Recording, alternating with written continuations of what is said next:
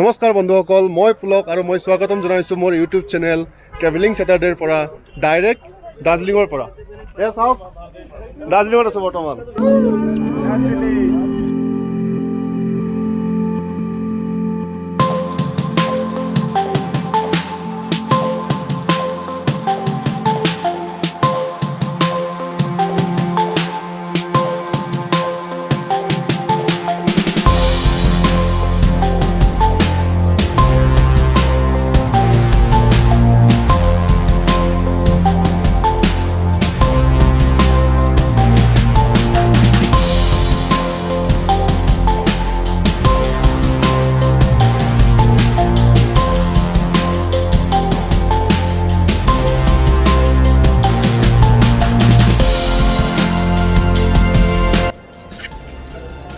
চ' বন্ধুসকল, মোৰ জাৰ্ণিটো ষ্টাৰ্ট হৈছে গুৱাহাটীৰ পৰা।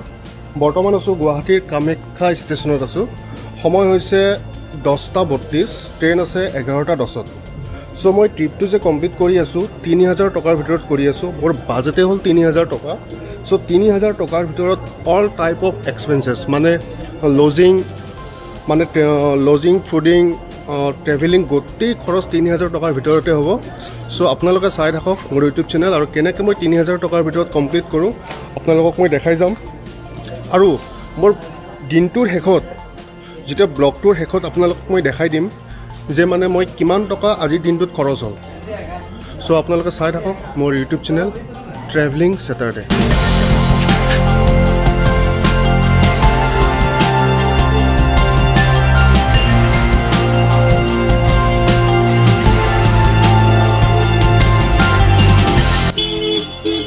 দাৰ্জিলিং যাব লাগিলে পোনপ্ৰথমে আপোনালোকে আহিব লাগিব শিলিগুৰি। চ' শিলিগুৰিৰ পৰা আপোনালোকে শ্বেয়াৰিং ইয়াৰ পৰা টেক্সি পাই যাব। দাৰ্জিলিঙলৈকে আপোনালোকে ইয়াৰ পৰা শিলিগুৰিৰ পৰা আপোনাৰ শ্বেয়াৰিং টেক্সি পাই যাব। 200-300 টকাৰ ভিতৰত আপোনালোকে শিলিগুৰিৰ পৰা খুব ধুনীয়াকৈ শ্বেয়াৰিং গাড়ী পাই যাব। চ' আপুনি শিলিগুৰি কেনেকৈ আহিব সেইটো আপোনালোকৰ 3টা অপশ্যন আছে। আপোনালোকে ইয়াতো বাছেৰে আহিব পাৰে। বাছেৰে আহিলে আপোনালোকে লগভগ 700 টকা ফেয়াৰ পৰিব। আমাৰ ISBTৰ পৰা গুৱাহাটী ISBTৰ পৰা বাছ চলে। চ' 700 টকাত আপোনালোকে আহি যাব। বাছ গধূলি 6টা মানৰ পৰা ষ্টাৰ্ট হয় আৰু মৰ্ণিং 6টা বজাত তেওঁলোকে শিলিগুৰি পঞ্চাই দিয়ে। আপোনালোকৰ নেক্সট অপশ্যনটো আছে ফ্লাইটেৰে আহিব পাৰে। যদি 3 মাহ আগতে যদি আপোনালোকে যদি ফ্লাইটটো বুক কৰে তেনেহ'লে লগভগ 1200-1300 টকাৰ ভিতৰত আপোনালোকে পাই যাব। ট্ৰেইনেৰে আহে তেনেহ'লে 200-250 টকাৰ ভিতৰত আপোনালোকে শিলিগুৰি আহি পাব। এইটো হ'ল সকলোতকৈ কনভিনিয়েঞ্চ, মানে কম খৰচতে আপোনালোকে শিলিগুৰি আহি পোৱাৰ সকলোতকৈ সুবিধাজনক ৱেটোৱে হ'ল ট্ৰেইনেৰে অহাটো।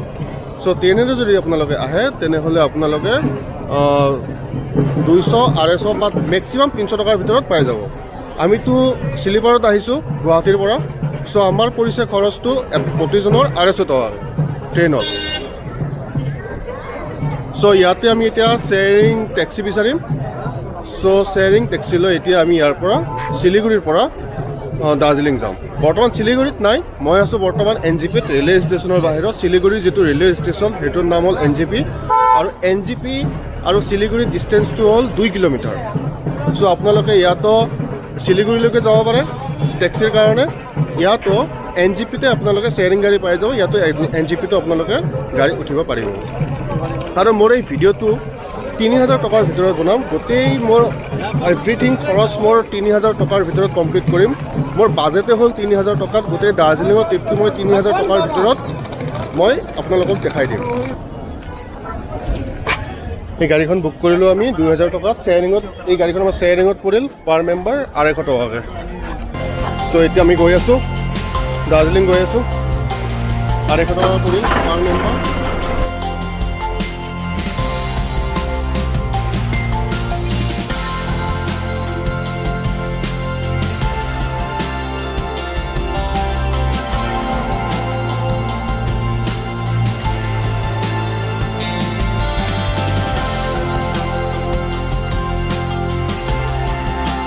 মোৰ বন্ধু দীপক অলপ ভমিটিং ফিল হৈ আছে তেখেতৰ।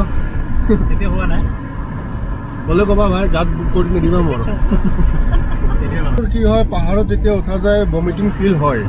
সো এইটো বাচিবৰ কাৰণে এটাই উপায় আছে, আপোনালোকে কিবা কমলা টেঙা বা নেমু টেঙা এনেকুৱা যদি কেৰি কৰে বা সেইটো যে মাজে মাজে যে চুকি থাকে তেনেহ'লে এই ভমিটিং ফিলিংটো কিছু সময়ৰ পিছত নোহোৱা হৈ যায়। চ' যিসকলৰ লোকৰ ধৰি লওক যিসকল লোকৰ ভমিটিং ফিলিং হয় তেওঁলোকে কমলা টেঙা নিশ্চয় কেৰি কৰিব। কমলা টেঙা বা হজমোলা ইয়া নেমু টেঙা মুঠতে টেঙা টাইপৰ বস্তু কেৰি কৰিব লাগে, এতিয়া ভমিটিংটো ফিল নহয়। চ' ফাইনেলি দাৰ্জিলিং আহি পালোঁ। এতিয়া যাই আছোঁ হোটেলত। হোটেলটো ওচৰতে আছে, বহুত দূৰত নাই। হোটেলটো মই অনলাইন বুক কৰি ৰাখিছিলোঁ। চ' এতিয়া হোটেলত গৈ আছোঁ, কিছু সময় ৰেষ্ট ল'ম। এতিয়া হোটেলত গৈ কিনে খুব ভাগৰুৱা হৈ গৈছোঁ নন ষ্টপ ট্ৰেভেল কৰি।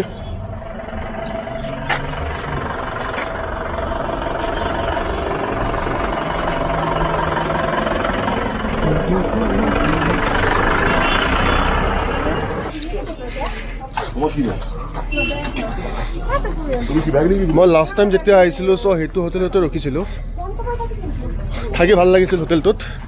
চ' এইবাৰো মই গৈ আছোঁ, সেইটো হোটেলতে মই বুক কৰিছোঁ এইবাৰো।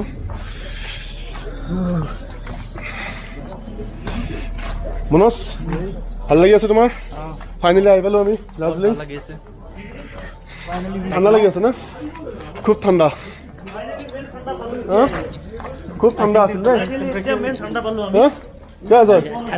ঠাণ্ডা আছেতো, খুব বেছি ঠাণ্ডা লাগি আছে। গোটেইকেইটা লগাব লাগিব যেন পাইছোঁ। সঁচাকৈ মইতো কঁপি আছোঁ ঠাণ্ডাত, বহুত ঠাণ্ডা লাগি আছে। টেম্পাৰেচাৰ চেক কৰিছিলোঁ অলপ আগতে, 3 ডিগ্ৰী দেখাই আছিল।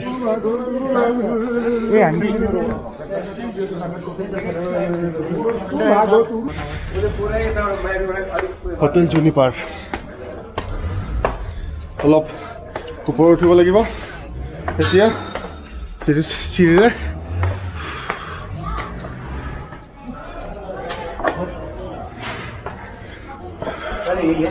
नहीं ऊपर है। फाइनली आही पालो होटेल जनिपार।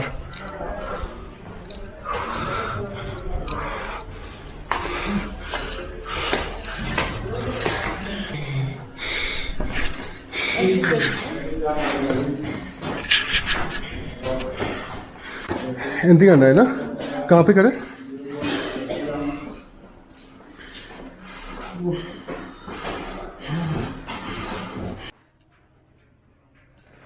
So finally, এইটো হ'ল মোৰ ৰুমটো।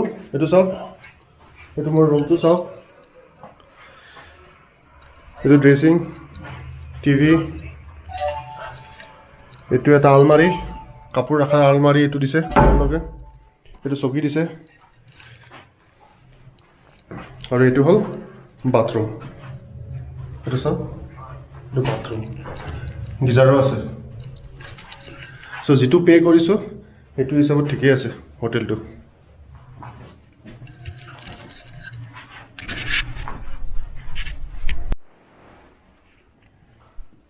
হেল্ল', আমাৰ দুপৰীয়া লাঞ্চ এয়া চাওক। দুপৰীয়া লাঞ্চ ৰাইচ, কণী, আণ্ডা কাৰী, দাল, চব্জি, চালাড। দুপৰীয়া লাঞ্চ এইটো আমাৰ। বহুত ভোক লাগি আছে, 3টা বাজি, একোৱে খোৱা নাই এতিয়ালৈকে।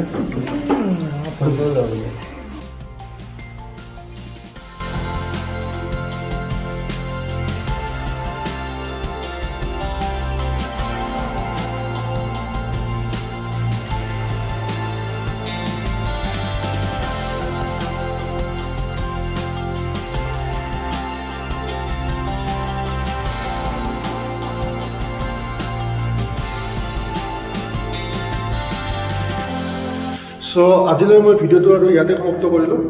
অলৰেডি বহুত দীঘলীয়া হৈ গৈছে আৰু মই দীঘলীয়া নকৰোঁ।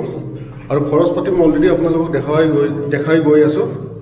চ' মই যিটো টোটেল খৰচ হয় মই আপোনালোকক যিটো মই লাষ্ট ব্লগ হ'ব সেই ব্লগটোত মই আপোনালোকক টোটেল কৰি দেখুৱাই যাম। কিন্তু মই অলৰেডি এতিয়া বৰ্তমান আপোনালোকক গোটেই খৰচ মই দেখুৱাই গৈয়ে আছোঁ। আৰু আপোনালোকে যদি ফাৰ্ষ্ট টাইম আহিছে মোৰ চেনেলটোত নিশ্চয় ছাবস্ক্ৰাইব কৰি দিব আৰু মই আপোনালোকক দেখুৱাম যে আপোনালোকে কম খৰচত কেনেকৈ আপোনালোকে ট্ৰেভেল কৰিব পাৰিব যদি বহুত পইচাও খৰচ কৰিব নালাগে মই আপোনালোকক দেখাম যে চিপেষ্ট একদম কম খৰচত কেনেকৈ আপোনালোকে ট্ৰেভেল কৰি কিনে পইচা ছেভিংছো কৰিব পাৰিব